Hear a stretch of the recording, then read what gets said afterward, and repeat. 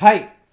Continuing with my October themed videos, I wanted to give you some anime recommendations, some occult anime recommendations that you could use in your tabletop role-playing games. These anime, they are not very scary in some cases. In some cases, they can get a bit macabre, mysterious, a bit eerie. But for the most part, I just think that they go really well in theme when it comes to representing over the top occult situations without being too high fantasy, because there are some really high fantasy anime out there. So I'm going to give you like a small summary with no spoilers concerning these different anime, and I'm going to suggest a role playing game system so you can play that sort of situation. Okay, let's get started. First off, by the way, because these are occult theme anime, um, I think I'm going to get a bit philosophical at times, so keep that in mind.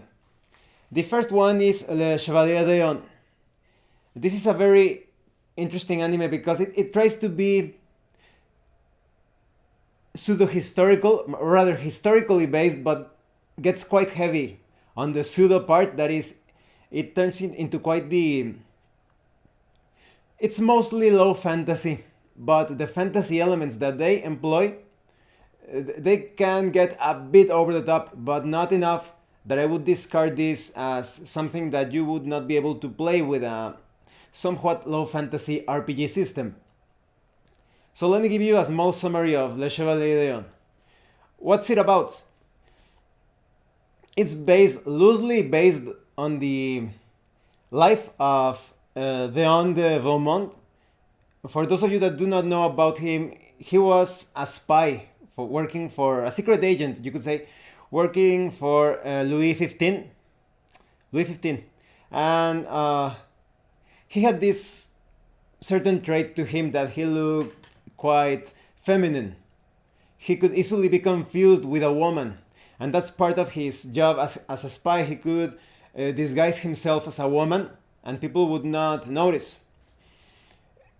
It seems that he had a certain physical condition in which there is not a good balance between testosterone and estrogen, that is the male and female aspect of a person that allows that person to look like a man or like a woman. So he was quite androgynous in his appearance.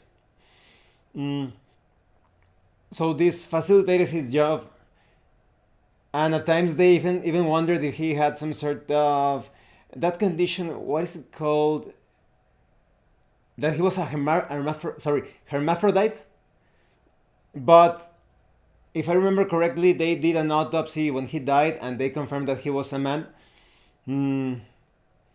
Many of his reports and the documents and everything that he gathered and wrote when he was a spy was mysteriously disappeared. But I think that's because he had many sordid details, a lot of dirt concerning Louis XV, French royalty, the church, different secret societies.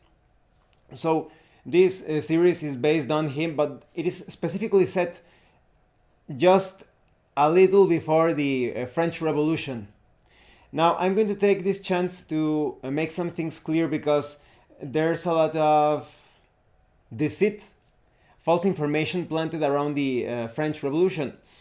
Many of you know, those of you that are quite intelligent and like to look into things, that most of the governing powers in current times, they descend from the Plantagenet family. I'm going to put a link in the description so you can see more about that world mafia. So the evil merchants, the Bavarian Illuminati specifically, they wanted to take control away from nobility. This doesn't mean that the nobles were good people. No, they did many unjust and monstrous things to the people that they were ruling over. And the Illuminati took advantage of this. They basically, we're talking about Rothschild, etc., their ancestors. They started to sabotage the way that the nobles were ruling things, specifically by attacking the fields. A lot of the French people relied on bread. That's where the meme of if they don't have bread, they should eat cake. Remember that? They falsely said that Marie Antoinette said. So they basically burned fields, stole bread or spoiled them. They stole the grain. They did all sorts of things to the point that a single loaf of bread was so expensive that you needed to work for an entire month to be able to afford a single loaf of bread. So this made the people quite desperate and angry, and it was quite easy for the Illuminati to manipulate people, Freemasons, all of that, to manipulate people to attack the nobility, to point to the nobles that they were the cause. And this was, of course, the fault of the nobles, because they didn't protect their people. While they were living in luxury, the French people were suffering. So that's the way that the French Revolution was carried out, thanks to an agent of the Illuminati, Robespierre. And when he was no longer useful, he was discarded as well. And that's how they managed to displace nobility and the evil merchants took over. We are talking about the people in charge of banks and pharmaceutical companies, etc.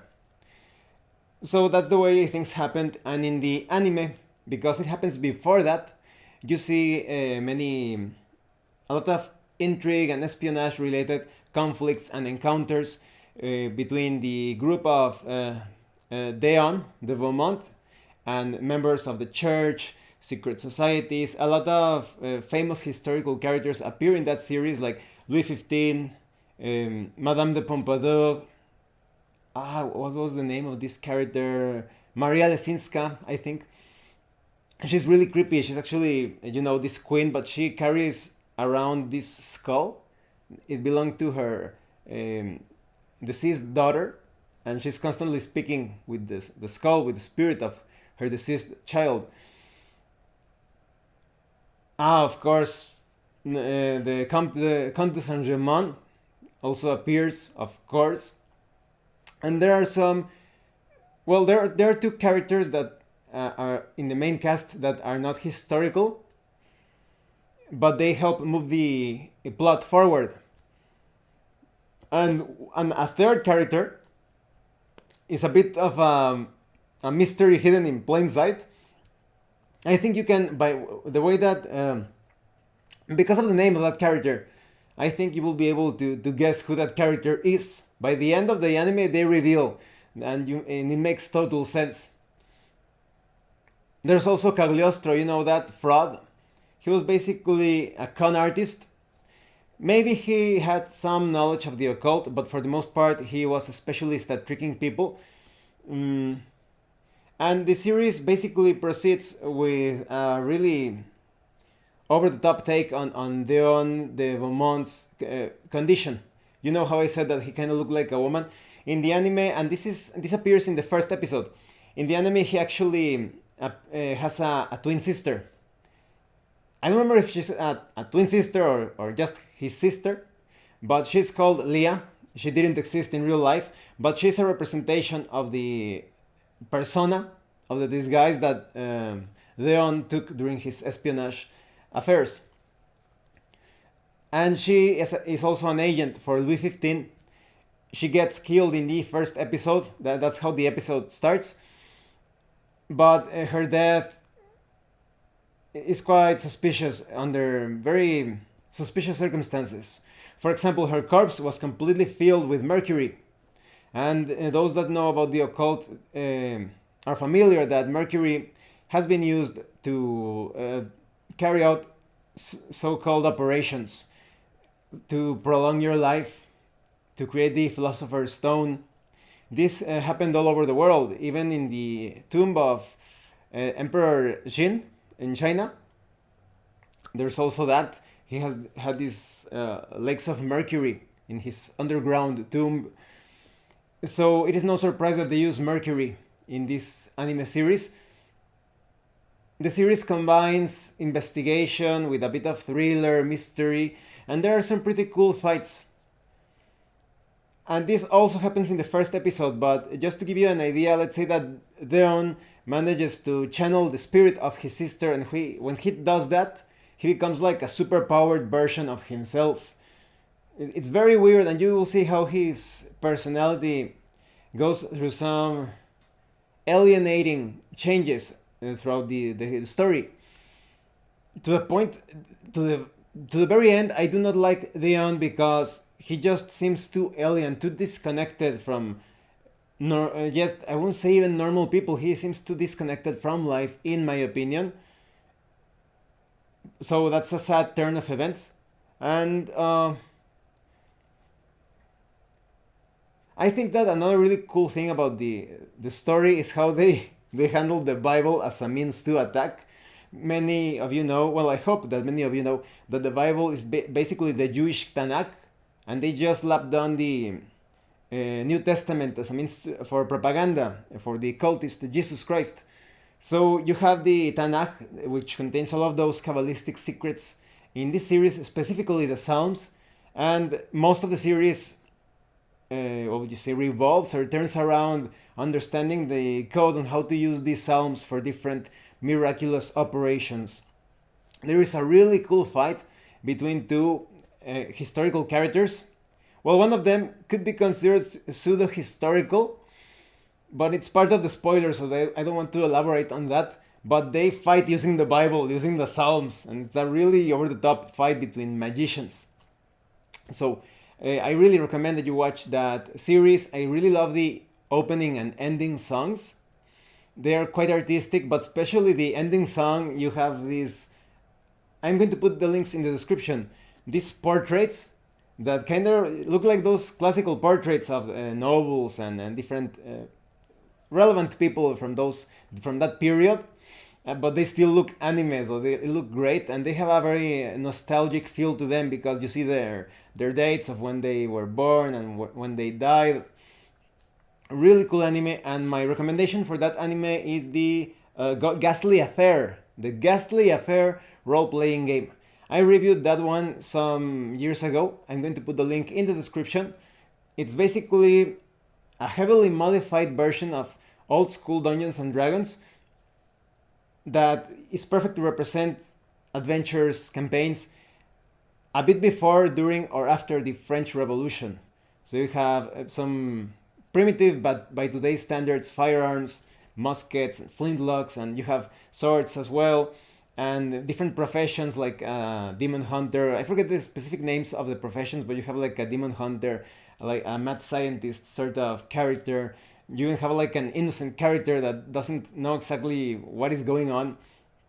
So if you like intrigue, espionage, and the occult, definitely watch the Chevalier D'Eon. Now let's move on to another anime. This is Kagewani. Kagewani is one of those anime that has a very specific style, some very particular aesthetics.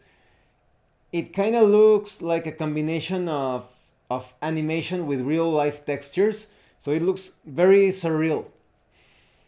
It starts pretty slow, but by the end of second season, things really pick up the pace. The first half, that is the first season, for the majority of the season, it feels a lot like Call of Cthulhu. It's very much driven by this. The story centers around this professor known as Bamba. He is overlooking different supernatural cases. A lot of the creatures and entities and threats that you will see in the series have to do with cryptozoology, with they are pretty much Japanese demonic entities at times. In other cases, they are just they're government experiments and corporations, all sort of, well, mostly a particular shady corporation is responsible for several of the things that happen. There are cover-ups, conspiracies, all of that. So, like I said, during the first episodes, it's mostly focused on investigation. Some of the cases don't even focus the main character. They happen to someone else. Sometimes those people do not survive. Other times they do.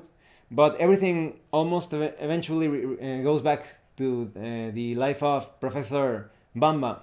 He used to work for the shady organization that I mentioned, and they are even trying to get him back into the organization.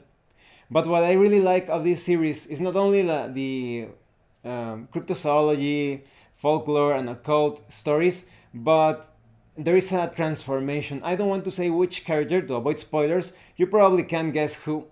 But at one time in the story, the character basically fuses together with a very powerful entity. And now the story changes almost completely from just investigations to a bit more of a supernatural superhero story. So I really like it. Like I said, it starts a bit slow, but by the end, it has some really action-packed scenes, very worth watching if you want inspiration for those sorts of occult adventures in role-playing games. My recommendation for this one is called Divinity Lost. You could use cult to represent a situation similar to Kagewani, but mostly because of the transformation that the character undergoes.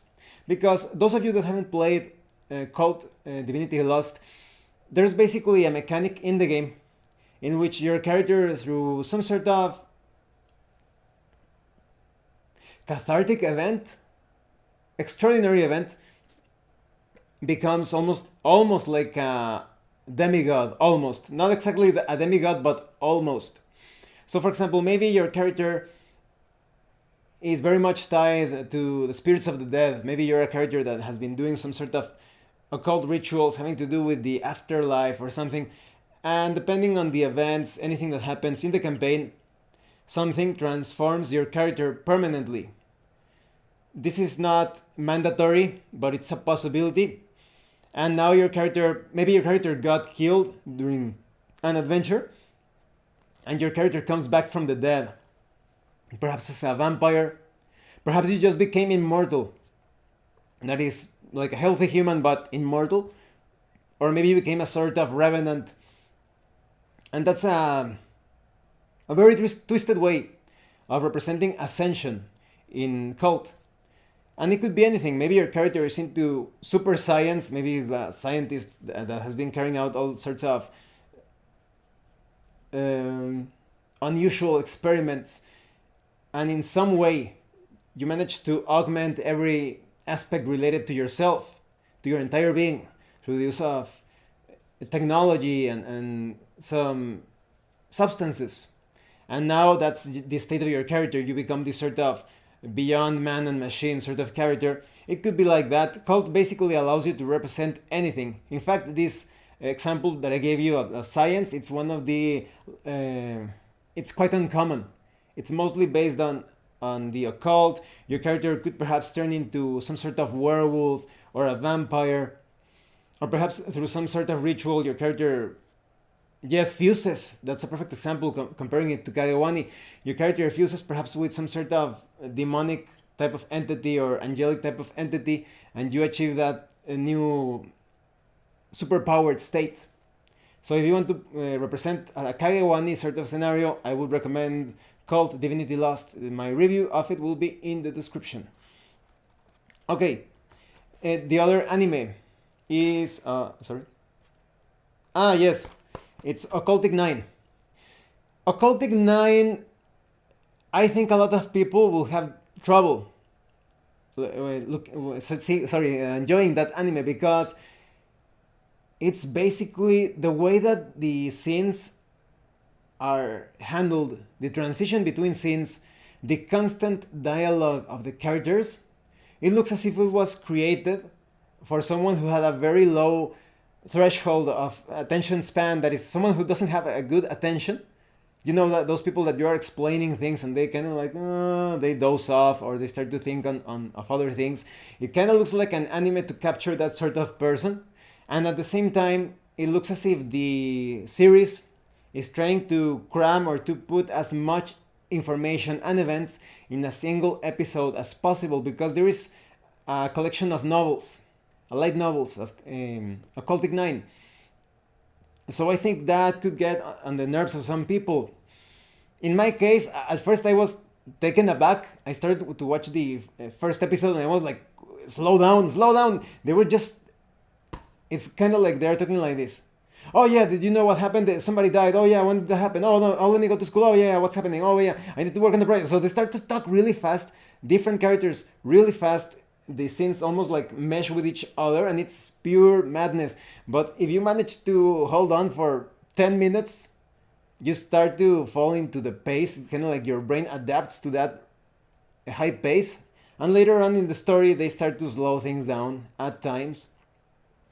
Some people will also feel a bit put off, perhaps because of the huge attributes of some of the female characters. You know that in anime and manga they usually have very well endowed women, but here they really exaggerate that. Some of you that like it, that's an incentive to watch it. But others that wanted something, they could think that it's not as serious, that it's just for the sex appeal or for some sort of fetish. You could feel a bit turned off, but trust me, maybe they did it as a sort of way to distract you. I think that's it. They put those exaggerations to distract you from the plotline, but the anime has a very, within the fiction, very serious story. Without giving spoilers, because basically if I talk too much about the main characters, just a bit too much, it's going to spoil everything. But it's a conspiracy anime. There are some occult elements, especially related to the afterlife, but I think it's mostly focused on science. For example, the concepts of Tesla. It also has to do with shady corporations and government and all of that. I think you will like it if you enjoy plot twists that explain why things have been happening the way that they have been proceeding during the first half, because there is a very peculiar or specific thing about the main characters. Maybe you will be able to notice it if you pay attention to those small details. It's one of those anime like Another, and I'm going to put my review of Another, my favorite horror anime series. You know that in that anime series, if you pay attention to certain things, for those of you that have watched it, the entire mystery could be revealed since the first 3 or 4 episodes. But a lot of people, they are misled by the other aspects and plot elements, and they do not notice it. I have yet to meet a person who figured out the mystery of Another without getting to the big reveal. So Occultic Nine is kind of like that. It features the lives of many different people. You have high school students, you have someone that is kind of like, he basically looks like a drifter. You also have a con artist, you have a detective, 2 detectives in fact. But there are 9 specific characters that are basically the entire center for the mystery of the story. I also like the transformation or evolution of the main character. He starts as a very unlikable individual. At least I didn't like him at first. But by the end of the anime, he becomes a really awesome guy, in my opinion. There are even some small fight scenes. And this is related to the system that I would recommend for you to play this sort of situation. I would recommend that you use Gumshoe. I haven't reviewed that role-playing game yet, but Gumshoe, it focuses completely on clues and investigation. There is opportunity for combat, but that's not the emphasis of Gumshoe. Gumshoe is completely focused on investigation. Some versions of Gumshoe have their limits and flaws. All role-playing games have their flaws, but there is a particular flaw in Gumshoe that I'm not familiar with it, because I got to know Gumshoe through the Yellow King role-playing game. But as I understand it, before that role-playing game, there were some issues. So I recommend that you get the Yellow King role-playing game to see the latest version of Gumshoe. But Gumshoe combat happens really fast with almost no strategies and tactics when compared to other more simulationist style role-playing games. But when it comes to the investigation, it is great. And because in Occultic 9, It's Occultic Nine? Yeah. In Occultic Nine, there are very few battle scenes, and those that happen, they happen so fast. It's mostly focused on investigation. I would recommend using Gumshoe. Now, moving on. Ah, yes. Jigoku Sensei Nube. We knew him in Spanish as Nube el Maestro del Infierno. So I think in English, yes, in English it's called Hell Teacher Nube. This is a very over-the-top anime series, but sometimes it does fall a bit more on low fantasy when it represents the occult elements. I've actually haven't finished the manga. I watched the entire anime. I enjoyed the anime quite a bit, but I think more things are explained in the manga. The manga is actually quite curious because it is obvious that the writer is an enthusiast of the occult and the paranormal, and he includes this like real occult philosophy, trivia, and knowledge at the end of each manga, although I think that a few of them are a bit dangerous. For example, there is a certain paranormal game. I don't know. I'm not going, just in case, I'm not going to give the entire details, just in case a very young person is watching this and tries to attempts that operation. It's basically something related to running around a room with a number of participants. And if you carry out the ritual correctly, there is a moment where another entity is going to appear. You carry out this operation in complete darkness, and you're basically running around the corners, and because you are basically tagging the person in front of you, at one point it's supposedly an entity is going to tag the person in front. That is, you think you are tagging a human, but you're tagging something else, and that thing is tagging the next player. And I think it's potentially dangerous. You could call something from an occult perspective, even if you don't think this is possible. You could use this as a sort of aid for your supernatural role-playing game sessions, but you could end up summoning some sort of demonic entity.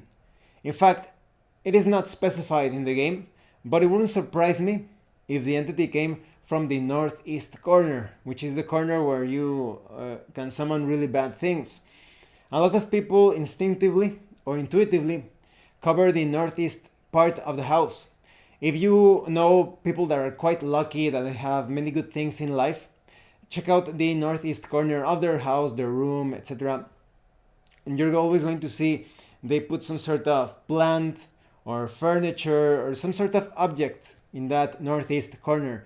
And that serves as a sort of stopgap so that unwanted entities do not cross into I wouldn't say the physical, but at least the ethereal plane. Okay, so Hell Teacher Nube, what's it about? It's all about a school teacher that from a very young age he became involved with all sorts of occult related things. In fact, he was the victim of demonic possession. So he had this female teacher. She was kind of like his mentor, and she rescued him, but at the sacrificing her own life. She basically took the demon that was possessing him and locked him inside of his right hand or left hand? I forgot. Well, I think it's his left hand, but she basically locked that demon in there, and he has to wear this glove like like a black glove to keep the demon locked inside. So now, as he grew up, as he became an adult, he started to learn more things. He has this mala, that prayer bead necklace that you use in Eastern esoteric traditions. He also has, I think there were the sutras. The sutras, yes. But he has basically like this paper, this document that he opens to entrap or paralyze or hinder different entities. And most of the story is about him protecting his students and anyone else from any sort of paranormal attack. I don't know why, but In many of the Japanese settings, horror-related settings, it kind of looks like as if Japan is infested with demons and ghosts and even like beings of the fairy. And because, in my opinion, Japan has a terrible way of classifying those entities, they basically call yokai anything that is supernatural, but they sometimes refer to this as yokai and that as yokai, and there are different categories. Sometimes there are beings of the fae, elemental spirits, like would you would say like human spirits, angels, demons, but because they call a lot of things yokai, it's basically very difficult to find a way to categorize those different entities. So, Hell Teacher Nube, or Nueno Sensei, as he's also called, he basically unleashes the power of the demon. He can remove his black glove after making this. It's basically a symbol. I don't remember the exact symbol, but he writes that symbol in his hand. He removes the glove, and now he can use the power of the demon. His hand is basically a demonic hand that is able to exorcise all sorts of creatures except divine creatures. There was one time when a creature that you could call of celestial origin got really angry with one of his students, and he tried to protect his student because his student did something very bad. Very disrespectful. Not the worst thing, but it was quite disrespectful. So the celestial entity considered that it was appropriate to punish that student, and Nube actually tried to fight the celestial entity, but he was no match because of his demonic power. In most cases, Nube is protecting and saving his students from all sorts of monsters and undead creatures, demons. Sometimes the students actually end up saving him. Excuse me. Those are very few cases, but in some cases they have actually managed to help him by using whatever occult knowledge he imparted to them. But each episode basically consists on a section of investigation. When they are trying to figure out the mystery, what is going on with that person, it seems like that person is under some sort of attack by a demonic entity, or it looks like that place is cursed. In fact, the school itself has a lot of urban legends that actually turn out to be true. There is a bit of comedy in the series, especially when it comes to Nube Sensei's attempt to approach or flirt with a teacher called Ritsuko Sensei, because she's quite attractive and she's a nice person, but she is terrified about everything concerning the occult. So Nube, because the occult and the paranormal and the supernatural, they're just part of his life. He's usually trying to flirt in a very clumsy way that he invites her to this restaurant near the graveyard because you can see the ghosts that appear there during the full moon and things like that. So he's always failing, or sometimes he's always talking about scary things during their casual conversations, and she's terrified of all of that. She considers Nube to be, well, she doesn't hate him, she's always rejecting him. Although by the end of the series, and I know this is a bit of a spoiler, but it shows the changes of the characters, there is a moment where she kind of understands why Nube is like that and the things that he does to protect his students, and things could take a bit of a change. But yes, I really like that anime series. There are a lot of cool action scenes. Nube even has a rival. It's basically like this fox demon. You know how in the East you have this myth of some sort of supernatural fox that can assume a humanoid shape, and he has some really cool clashes with Nube. So overall, I highly recommend that series as well. It's a bit more shonen, more old school. It has some silly things, but that are expected of the genre and of the time. I would recommend that you use either OVA or OVA or Valor, those two RPG systems, because of the over-the-top nature of Nube. It's still not as over-the-top At least in most cases, not like other anime that I actually didn't want to talk about in this video, like the Fate series. Those fights are incredibly high fantasy. But in Nube, when he unleashes the power of his demonic hand, things really get quite exciting. I also like it that because he has the power of a great demon in his hand, he sometimes even looks quite scary for some creatures. When I first saw that anime, I was very little, and it really impressed me how Nube could become quite monstrous. You basically like these monsters, and Nube basically with his hand pulls them towards him. Like you see how in horror films sometimes the monster reaches out into a house, breaks the window, and reaches out and tries to grab someone and pull that person. Nube does that, but with monsters, and sometimes it feels like he is the monster and the demons are terrified of him. Not in all cases, there are some very powerful entities, but there are a lot of cases in which Nube looks quite scary. And in very specific moments, he also can end up transforming his entire body in the body of the demon that is locked in his hand. And it's very difficult for him to keep control, but that's kind of like an emergency. So yes, definitely watch that one. And last but not least, this anime. It has a demonic name, so to avoid bad mojo or bad luck, I'm just going to call it The Mystic Archives, because the name of the anime is The Mystic Archives of and a demonic name. Either way, I'm going to put the link in the description to all of the anime that I am talking about. Wow. The Mystic Archives. This is a very... I would say that the anime starts out presenting very mundane situations and raises the fantasy element or theme or aspect quite a bit when two of the main characters come into contact. I am just going to give you some minor spoilers of the first episode. The main character, Hugh, he's a veteran of World War I. Or was it 2? I think it's World War I, if I'm not mistaken, a veteran of World War I. Yes, that's the one.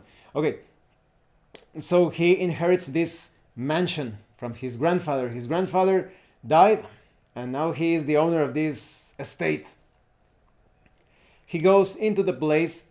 The place is entirely deserted, dusty, full of cobwebs and spider webs, completely inhabited. Deserted. But when he goes down into what would be like an underground library, he finds a very young girl, like a teenager. So that's very creepy. Imagine you enter your house, you know that it's deserted, there's no one there, and you go into this underground library and you find this teenager just sitting there reading a book. How long has she been there? Yes, it doesn't make any sense. The place is supposed to be empty. And why is she so comfortable in that area? So suffice to say, she is a supernatural being. You could consider her a walking library. It is not entirely explained in the anime, especially because it only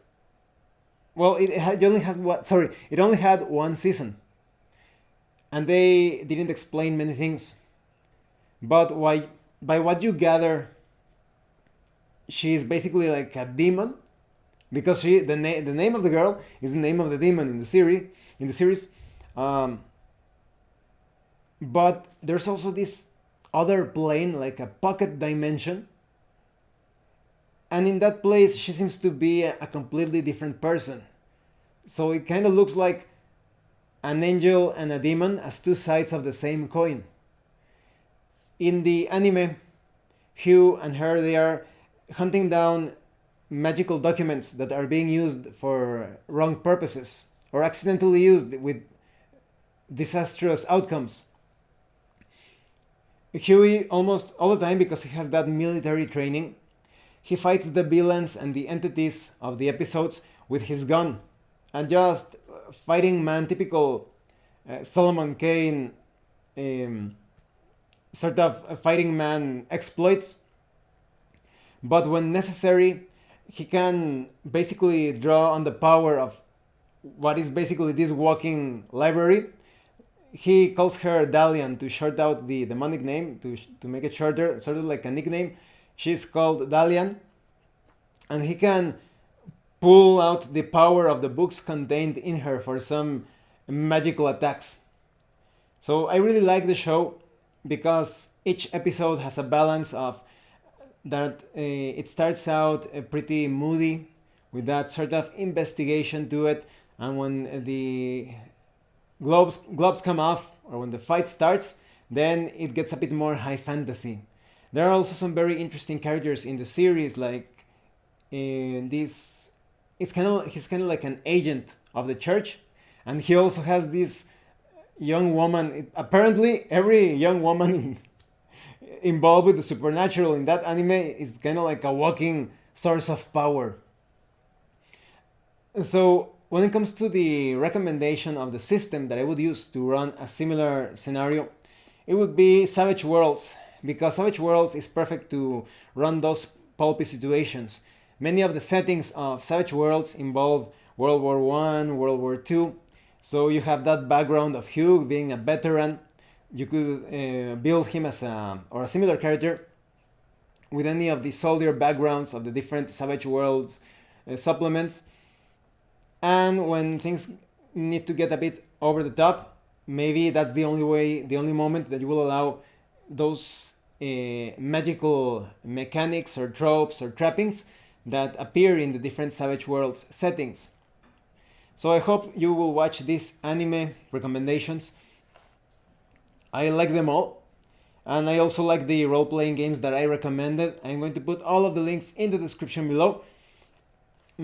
So let me know your thoughts about this anime. Have you watched any of them? Any thoughts at all related to role-playing games, or how you use occult elements in role-playing games? Thank you for watching, and thank you so much to those of you that have been supporting the channel by sending drive-thru RPG gift certificates. If anyone else wants to further support the channel, the information on how to do that will be in the description below. Once again, thank you, and see you later.